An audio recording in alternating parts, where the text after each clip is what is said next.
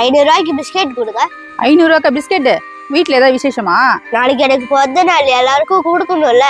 எல்லாரும் அவங்க பிறந்த நாளுக்கு சாக்லேட் வாங்கி தருவாங்க, நீ என்ன பிஸ்கெட் வாங்கி தர? எங்க வீட்டுல பக்கத்துல ஒரு ஹோம் இருக்கு, அவங்களுக்கு தான் தருவோம். பரவாயில்லையே, உங்க பிறந்த நாள் அன்னைக்கு அனாதை ஆசிரமத்துக்கு போய் கொடுப்பீங்க? எங்க அம்மா உங்களோட வாழ்த்து தான் முக்கியம்னு சொல்லுவாங்க.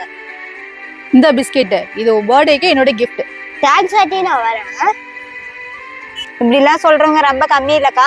டெய்லி யாருக்காவது பிறந்த நாள் வரதான் போகுது, அந்த புள்ள சொல்ற மாதிரி டெய்லி யாராவது வாங்கி கொடுத்தா அனாதை ஆசிரமத்துல இருக்கவங்களும் சந்தோஷமா இருப்பாங்கல்ல. படிக்காம காசு சம்பாதிக்க முடியாதாமா?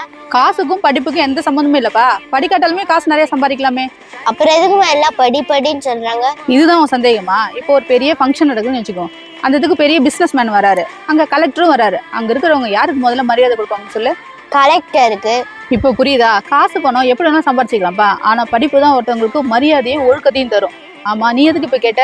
கேட்கணும்னு தோணுச்சு, அதான் கேட்டேன். நம்ம நல்லா படிச்சு பெரிய போஸ்டிங் போனா நம்ம சொல்றத 4 பேர் கேட்பாங்க. அப்படி இல்லையா, நம்ம என்ன செய்ய போறோன்றதையே மத்தவங்க டிசைட் பண்ணுவாங்க. அதனாலதான் ஒவ்வொரு பெத்தவங்களும் எப்பாடுபட்டாலும் தான் குழந்தைங்களை நல்லபடியா படிக்க வைக்கணும்னு நினைக்கிறாங்க. இன்னும் காசு இதோட எம்மாச்சு? இதோட 1200 ஆச்சு. இன்னும் எம்மா காசு சேர்க்கணும். இன்னும் 800 ரூபா சேர்க்கணும். இன்னும் 2 மாசம் தான் இருக்கு, அதுக்குள்ள சேர்த்துருவியா? நான் ட்ரை பண்றேன், ஆனா அந்த காரை யாருக்கும் தராதீங்க, நான் வரேன். அந்த தம்பி காசு கொடுத்துட்டு ஒண்ணுமே வாங்காத போறான். அவன் அண்ணனுக்கு பிறந்த நாள் வருதான், அவனுக்கு வாங்கி தரதுக்காக காசு சேர்த்து வைக்கிறான். அதுக்குள்ளே அந்த காரை வித்துட்டான். அவன் கேட்ட அன்னைக்கு அதை பேக் பண்ணி தனியா வச்சுட்டேன். அவனை நம்பியா பேக் பண்ணி வச்சிருக்கீங்க? அவங்க அண்ணனுக்காக சேர்த்து வைக்கிறான், நீ வேணா பாரு, கண்டிப்பா வாங்கிடுவான். ஒருவேளை அவனால காசு கொடுக்க முடியலன்னா? அந்த சின்ன பிள்ளை ஏமாத்த எனக்கு மனசு வரல. எத்தனையோ பொருள் வாங்குறோம், அது ஒரு பொருள் வரக்குள்ள டேமேஜ் ஆச்சுன்னு நினைச்சுக்க வேண்டியதான். குழந்தைங்களுக்கு போற ட்ரை ஷீட் இருக்கா? நாங்க 180 ரூபா வச்சேன். இந்தாங்க காசு. பெரியவங்க ஊனி நடப்பாங்களா, அந்த ஸ்டிக் இருக்கா?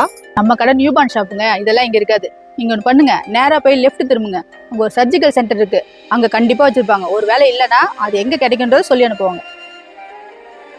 உங்க கடை பக்கத்துல தான் கேக்குறேன், ட்ரை ஷீட் எங்க கிடைக்குன்னு தெரியாதுன்னு சொல்றாங்க. இதெல்லாம் எங்களுக்கு பழகி போச்சு, அதுக்காக நாங்களும் அதே மாதிரி இருக்க முடியுங்களா என்ன? நான் வரேன்.